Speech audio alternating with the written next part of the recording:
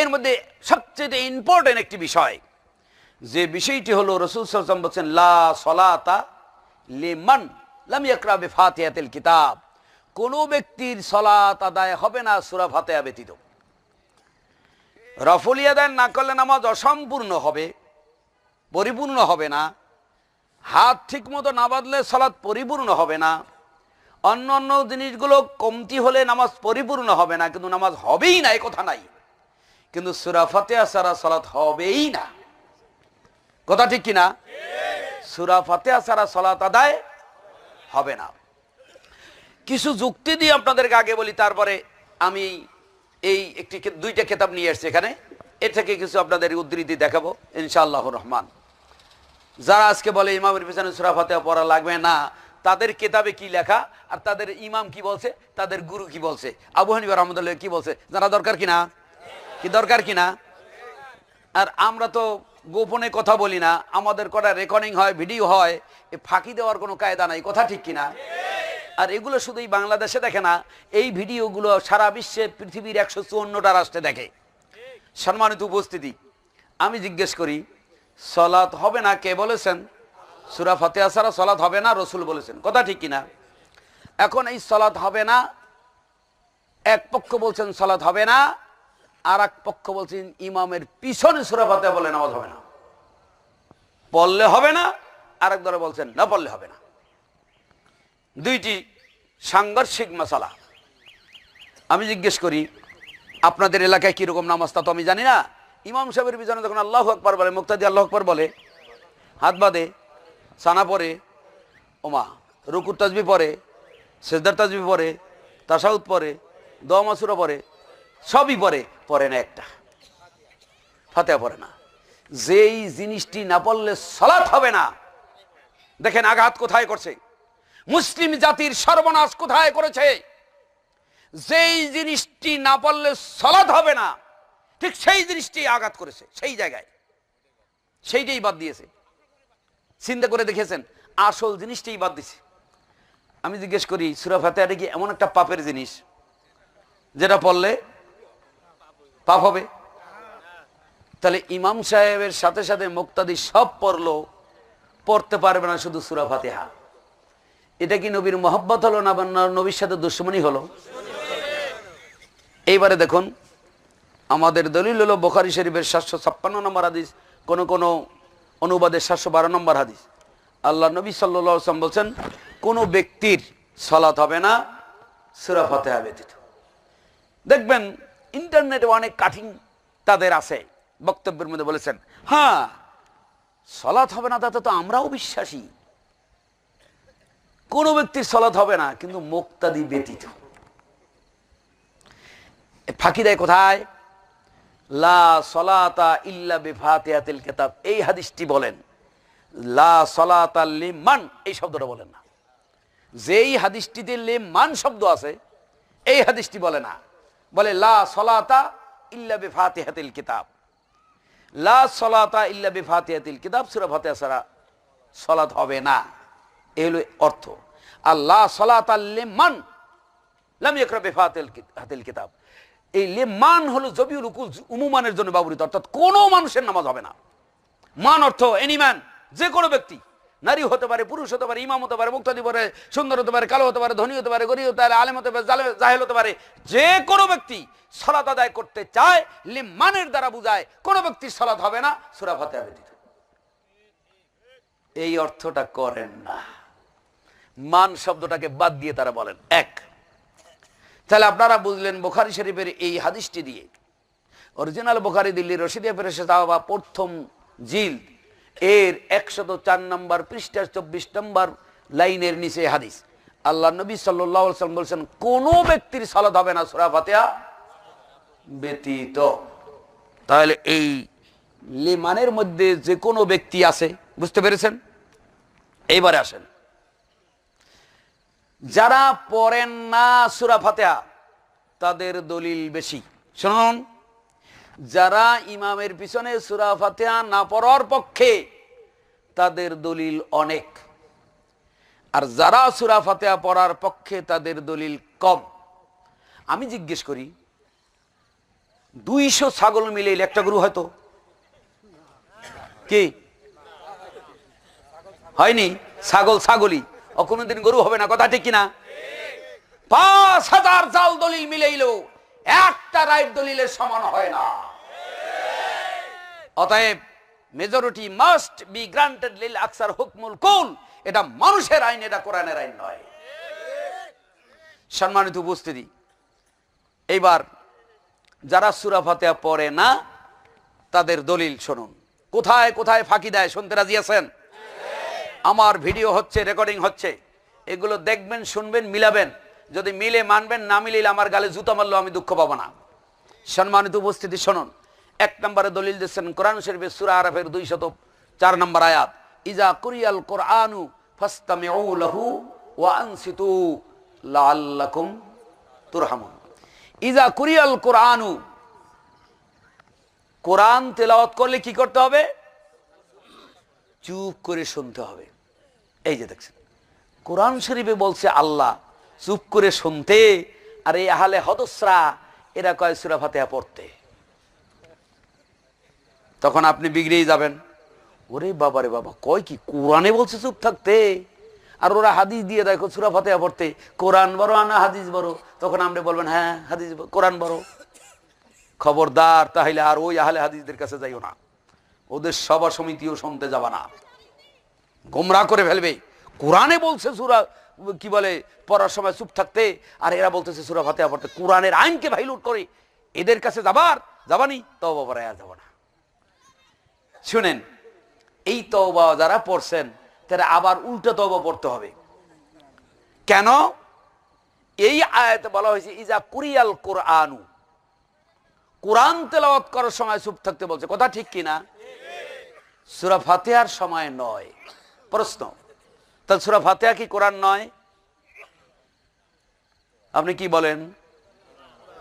সূরা ফাতিহা কোরআন নয়, কোরআনের মা, উম্মুল কোরআন, কথা ঠিক কিনা? কোরআনের মা কিনা? কোরআনের মা কিনা? কোরআন হোক আর যাই হোক, কিন্তু কোরআনের মা কথাটা ঠিক কিনা? মা আর সন্তান কি এক হয়? হতে পারে না। আচ্ছা, জালিকাল কিতাবু লা রাইবা ফিহি, এই জালিকাল কিতাবুর পরে সূরা ফাতিহা না আগে? তো জালিকাল কিতাবুর ভিতরে হলো না বাহিরে?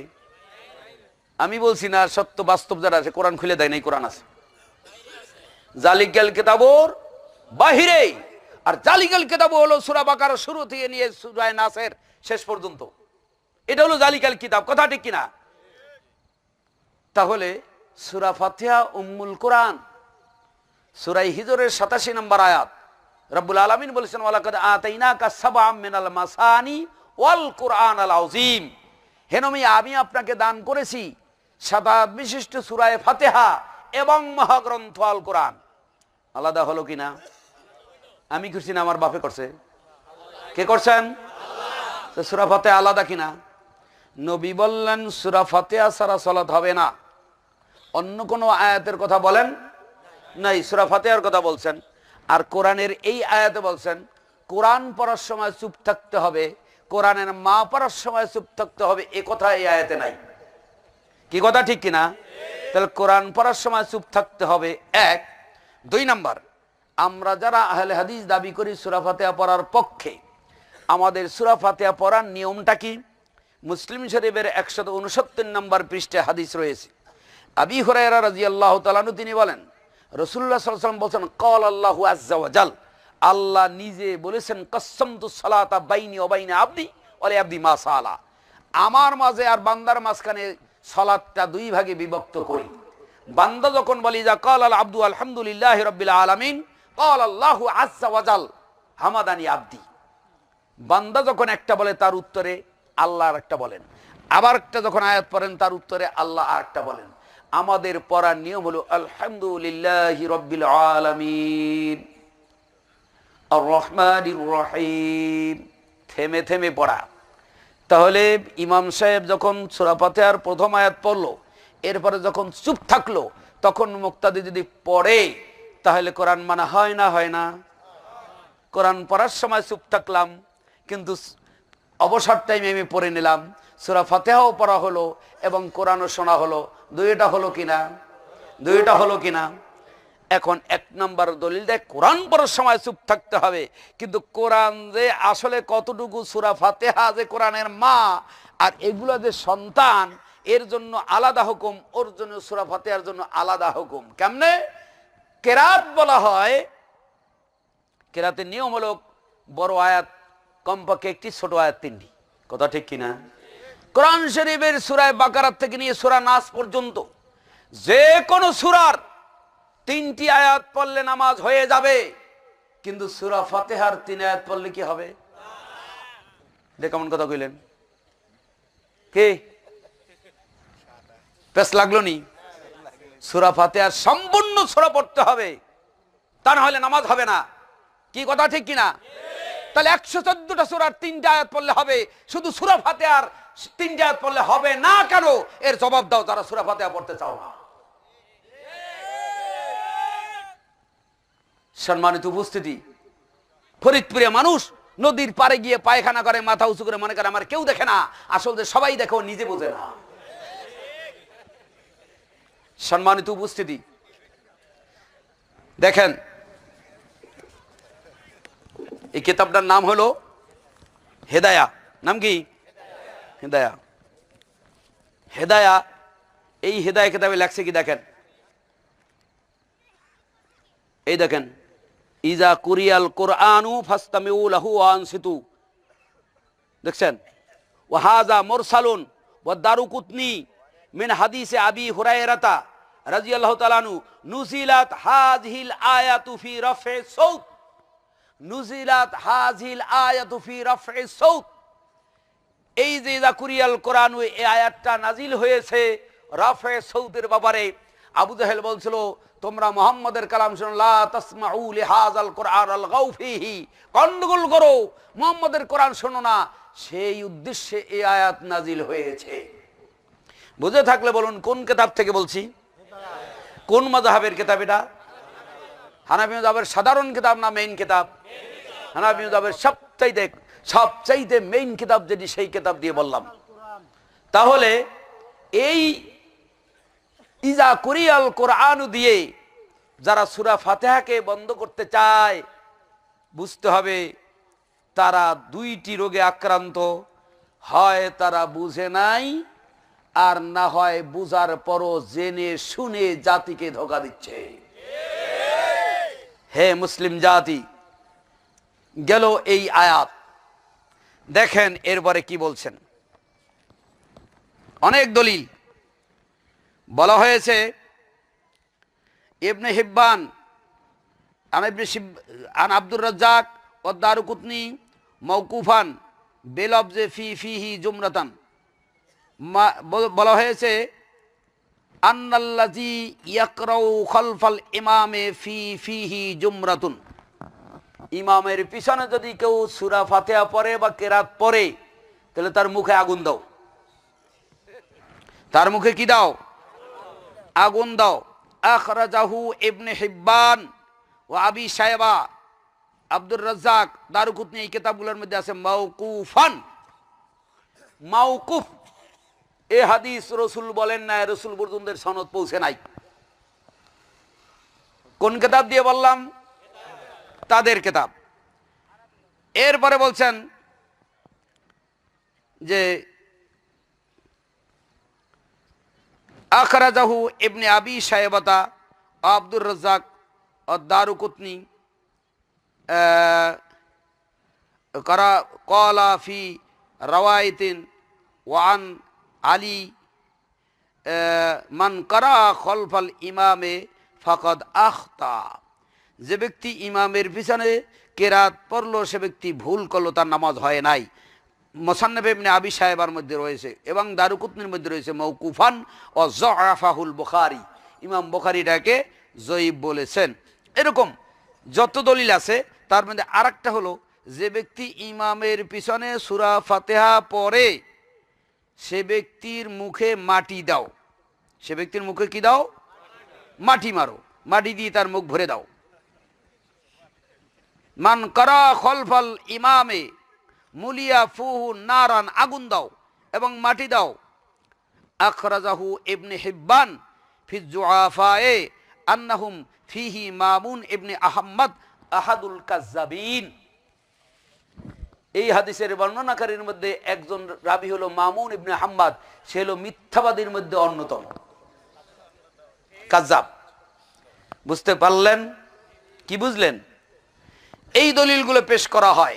এরপরে আসুন, এই দলিলে যখন ফেল করে এই আয়াতে, দ্বিতীয় নম্বরে টপ করে লাভ দিয়ে আরেক জায়গায় যায়। মুসলিম শরীফের এই 174 নম্বর পৃষ্ঠায় মুসলিম শরীফে একটি হাদিস রয়েছে, ইন্নামা জুইলাল ইমামু লিইউতাম্মা বিহি, নিশ্চয়ই ইমাম নিযুক্ত করা অনুসরণের জন্য। ইজা কাব্বারা ফাকাব্বিরু, ইজা রাকা ফারকাউ, ইজা কারা ফানসিতু। ইমাম যখন তাকবীর বলে অতঃপর তোমরা তাকবীর বলো, ইমাম যখন রুকু করে অতঃপর তোমরা রুকু করো, ইমাম যখন কেরাত পড়ে তখন তোমরা চুপ থাকো। এখন কি করবেন? এখানে তো কোরআন টোরান বলে না, যা পড়বে চুপ থাকতে হবে। কোথায় যাইবেন? দিছেনি আলা দিসরে জাহান্নামের চৌরাস্তা ঢুকাইয়া। কোথায় যাইবেন এখন? মুসলিম শরীফ হাদিস। আপনারা বুখারী মুসলিম কোন কোথায় যাবেন? ওই যে মনে করছে আমি পায়খানা করি আর কেউ দেখে না। দেখুন, গালি নয়, মন্দ নয়, পায়ে হাত দিয়ে বলছি বন্ধুরা আমার, ভুল যদি আমার হয় ভুল সংশোধন করে দিবেন, এটা মুমিনের বৈশিষ্ট্য। অতএব আমরা সবাই মুসলমান, আপনারা মুসলমান, ভুলকে সংশোধন করে দেওয়ার মানুষ কিন্তু এই যুগে খুব কম। মনে রাখবেন, ভুল জিনিস সংশোধন করে দিল সে আপনাকে জাহান্নাম থেকে তুলে উঠাইল। কি কথা ঠিক কিনা? এই হাদিসে বলা হলো যে ইমাম পড়লে তোমরা চুপ থাকবে, তাই তো? তাই তো মুসলিম শরীফের হাদিস। এখন কোথায় যাবেন? এই হাদিসটি হলো মেইন, কিন্তু আসল গোড়ায় সিসিন ফাঁক। এই হাদিসটা খুলেন মুসলিম শরীফ, হাদিসের সনদের মধ্যে রয়েছে আন কাতাদাতা, হাজিহি জিয়াদাতু আন কাতাদাতা। এই যে ইজা কারা ফানসিতু, এই শব্দটুকু এটা কাতাদা অতিরিক্ত বর্ণনা করেছেন, এটা রসুলের কথা নয়। পাইলেন? আবু দাউদ শরীফের 119 পৃষ্ঠার 13 নম্বর লাইনের নিচে ইমাম আবু দাউদ এই হাদিসটি আনার পরে বলছেন, হাজিহিল লাফজাতু ইজা কারা ফানসিতু লাইসাত বিমাহফুজাতিন। এই যে ইজা কারা ফানসিতু, ইমাম বলে তোমরা চুপ থাকো, এই কথাটুকু এটা লাইসাত বিমাহফুজাতিন, এই কথাটুকু সংরক্ষিত নয়। আল আহমু ইনদানা আবু খালিদিন, আমাদের কাছে এটা প্রমাণিত রয়েছে, এটা আবু খালেদের মন্তব্য, এটা রসুলের কথা নয়। কয়টা দলিল গেল? তারা তিনটা দলিল, মেইন তিনটা দলিল পেশ করেন। কয়টা? তাহলে এই দ্বিতীয় নম্বরের দলিলটা কি মানার যোগ্য থাকলো? ইমাম যা যা করে মুক্তাদির তাই তাই করতে হবে, কিন্তু ইমাম পড়লে চুপ থাকো এই কথাটা রসুল বলেন নাই। প্রমাণ ওই হাদিসের সনদের মধ্যে রয়েছেন। সম্মানিত উপস্থিতি, 3 নম্বরে যে দলিল সেটা হলো ইবনে মাজার 61 পৃষ্ঠার 18 লাইনের নিচের থেকে একটি হাদিস, যে হাদিসটি এই কিতাবের 109 পৃষ্ঠায় বলেছে লা ইয়াকরাউল মুতাম্মু খালফাল ইমাম, ইমামের পিছনে কিছু পড়া যাবে না। লিকাউলিহি আলাইহিস সালাম, রাসূল সাল্লাল্লাহু আলাইহি ওয়াসাল্লাম বলেছেন, মান কানা লাহু ইমামুন ফাকরাতুল ইমাম লাহু কিরাতুন, যে ব্যক্তি ইমামের পিছনে সালাত আদায় করবে, ইমামের কেরাতই মুক্তাদির কেরাত, ইমাম পল্লী মুক্তাদির হয়ে যাবে। দেখেন, ইমামের কেরাত মুক্তাদির কেরাত, ইমামের ফাতিহা মুক্তাদির ফাতিহা, তা কিন্তু বলা হয় নাই। কেরাত বললে সূরা ফাতিহা বাদ দিয়া 113টা সূরা বুঝাইবে, কিন্তু সূরা ফাতিহা নয়। যেহেতু 113টা সূরার যে কোনো জায়গা থেকে 3 আয়াত পরিমাণ পড়লে হয়ে যাবে, কিন্তু সূরা ফাতিহার শুরু থেকে শেষ পর্যন্ত না পড়লে হবে না। বিদায় কেরাত বললে সূরা ফাতিহাকে বাদ দিয়ে 113টা সূরাকে বোঝাবে। তাহলে কেরাত পড়ার সময় ইমামের কেরাতই মুক্তাদির কেরাত, এই হলো তাদের হেদায়ের দলিল। এইবার দেখেন ইমাম আবু হানিফা রাহমাতুল্লাহ কি বলছে, শুনবেননি? শুনবেননি? শুনতে মনে চায় না? দেখেন, ভিডিও হচ্ছে, শুনুন। ইমাম আবু হানিফা রহমতুল্লাহ আলাই, আল্লাহ তাকে জান্নাত নসিব করুক, যেহেতু তার কথা এখানে যদি আমরা না পেতাম সত্যকে আমরা উপস্থাপন করতে পারতাম না। হে দুনিয়ার বাসী, শুনুন, কিতাব আমি খুলে দেখাচ্ছি। এই হেদায়েত কিতাবের সাথে একটি কিতাব আছে দেরায়া, 120 নম্বর পৃষ্ঠা, দেরায়ার 31 নম্বর লাইন দেখুন এখানে কি লিখেছেন। হাদিস মান কানা লাহু ইমামুন ফাকরাতুল ইমাম লাহু কিরাতুন, ইবনে মাজাহ থেকে এই দলিলটা এনেছেন। এরপরে বলেছেন আন জাবিরুল জুফি, বর্ণনা করেছেন কে? জাবির জুফি। আহুয়া যঈফুন, দেখেন ঠিক বলছি না মিথ্যা বলছি? আহুয়া যঈফুন, জাবির জুফি কি? যঈফ ব্যক্তি। এইবার মজার কথাটা শোনেন।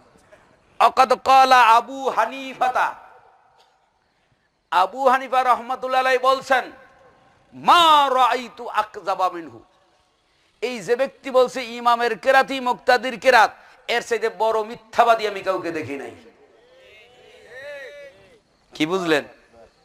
কি বুঝলেন? তাদের কিতাব দিয়ে বললাম না আমার বাপের কিতাব দিয়া? তাদের কিতাব। কথা ঠিক কিনা? আহলে হাদিসরা খারাপ কেন? তারা ইমামের পিছনে সূরা ফাতিহা পড়ে কেন?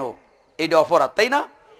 চার মাযহাব মানে না, চার মাযহাব মানে না, ওরা মুসলমান না, ওরা বেদিন, ওরা কাফের, ওরা দাজ্জাল, এরকম অনেক কিছু বলে, বলে কিনা? এই এখনকার যুগের আলেম ওলামারা বলেন। এই যে দেখেন বই লিখেছেন শাইখুল হিন্দ মাওলানা মাহমুদুল হাসান দেওবন্দি, আজ থেকে 130 বছর আগে এই বইটা লিখে গেছেন শাইখুল হিন্দ। সারা ভারতবর্ষের মধ্যে বড় আলেম তিনি। এই যারা এখন লাফালাফি করেন ওই শাইখুল হিন্দের ছাত্র হওয়ার যোগ্য তারা না। এই লোক লিখেছেন, দেখেন 72 নম্বর পৃষ্ঠা। কয় পৃষ্ঠা? 72 নম্বর পৃষ্ঠা। দেখেন এরা এইগুলা লেখার কারণে আরো ভালো হয়েছে। কথা ঠিক কিনা? যদি আমরা 1000 দলিল দিলেও বিশ্বাস করবে না, কিন্তু তাদের গুরুর গুরু, বাবার গুরু, দাদার গুরু, তার কথা যখন বলবো আস্তে মাথা নত করতে হবে। কয় শুনছো 12 হাত পুকুরের মধ্যে একটা 13 হাত গজাল মাছ পাওয়া গেছে। দুরু আহমক জানি কোথাকার, 12 হাত পুকুরের মধ্যে 13 হাত গজাল মাছ থাকে কি করে? রাগ করেন, আপনার দাদা হুজুর কেবলা কইছে। কলো তাহলে মনে হয় লেজটা ভাঁজ করেছিল। দেখুন দেখুন একটু পড়ে শোনাই তাদের। 4 মাযহাবের মধ্যে একটা মাযহাবের নাম শাফি মাযহাব। ইমাম শাফি রহমতুল্লাহ আলাইহির পুরনো উক্তি মোতাবেক জাহরি নামাজে মুক্তাদির ফাতিহা পাঠ ওয়াজিব নয়, কিন্তু জীবন শনাক্তে মৃত্যুর 2 বছর আগে যখন তিনি মিশরে অবস্থান করছিলেন তখন তার নতুন মতে জাহরি নামাজেও মুক্তাদির ফাতিহা পাঠ ওয়াজিব বলেছেন। শাফি মতাবলম্বী ফতুয়া দেন নতুন মত অনুযায়ী এটি তাদের মত। তাহলে শাফি মাযহাব অনুযায়ী সূরা ফাতিহা পড়া ওয়াজিব। এই কথা ঠিক কিনা? উপরমই থুক ফেলায়, এই থুক যে নিজের মাথায় পড়ে এতটুকু হুঁশ নাই। আহলে হাদিসদেরকে গালি দেয় এরা সূরা ফাতিহা পড়ে কেন? এই গালিটা যে তাদের 4 মাযহাবের এক মাযহাবের গায়ে যাই পড়তেছে এইটুকু হুঁশ নাই। তাদের বই দিয়ে দেখাইলাম তোহফায়ে আহলে হাদিস 72 নম্বর পৃষ্ঠা। জোরে বলছি না আস্তে? রেকর্ডিং হচ্ছে না? হচ্ছে না? ভালো করে শুনে নিয়েন। দাদার দাদা গুরু, বাবার গুরু, দাদার গুরু, তার গুরু, তার গুরু, তার গুরু, সবচেয়ে বড় গুরু এক নামে যাকে চেনে সারা ভারতবর্ষে, সেই লোকের লেখা বই দিয়ে দেখাইলাম 72 নম্বর পৃষ্ঠা যে শাফি মাযহাবে মুক্তাদির সূরা ফাতিহা জেহেরি হোক অথবা আস্তে হোক, মুক্তাদির সূরা ফাতিহা পড়া ওয়াজিব। তাহলে বুঝে থাকলে বলুন ইমামের পিছনে সূরা ফাতিহা পড়া শুধু আহলে হাদিসরা বলছেন না, তাদের মাযহাবের ইমামরাও বলছেন। তাই মাযহাবের ইমাম বলছে তাতে দোষ নাই, আহলে হাদিসরা বললে দোষ। দেখলেন অবস্থাটা? আসল ব্যাপারটা তা নয়। বলবো নি আসল ব্যাপারটা? আসল ব্যাপারটা তা নয়। এটা তারাও জানে যে 4 মাযহাবের 2 মাযহাব আহলে হাদিসরা যা করে তা 2 মাযহাবের মধ্যে আছে। হানাফিরা যা করে তা শুধু এক মাযহাবে আছে, আর আহলে হাদিসেরটা আছে 2 মাযহাবে, হাম্বলি এবং শাফি মাযহাবে। 2 মাযহাবের আবেদন করার কথা বলছেন, 2 মাযহাবে বুকাত বাঁধার কথা বলছেন। তাদের বিরুদ্ধে কথা নাই, আহলে হাদিসদের বিরুদ্ধে বিশুদ্ধকরণ কেন? তার কারণ হলো ভান্ডারীদের কারণে তাদের তাবিজের ব্যবসা বন্ধ হওয়ার কোনো আশঙ্কা নেই। ল্যাংটা পীরের কারণে তাদের মিলাদের ব্যবসা বন্ধ হওয়ার কোনো সম্ভাবনা নেই। দেওয়ানবাগির কারণে কখনো তাদের পীরগিরির ভণ্ডামি বন্ধ হওয়ার কোনো আশঙ্কা নেই। একমাত্র কেবলমাত্র শুধুমাত্র আহলে হাদিসের কারণেই তাদের বিনা পুঁজির ব্যবসা বন্ধ হইয়া যাবে বিধায় আহলে হাদিস ঠাকাও, পিস টিভি ঠাকাও। আশা করি বুঝতে পেরেছেন।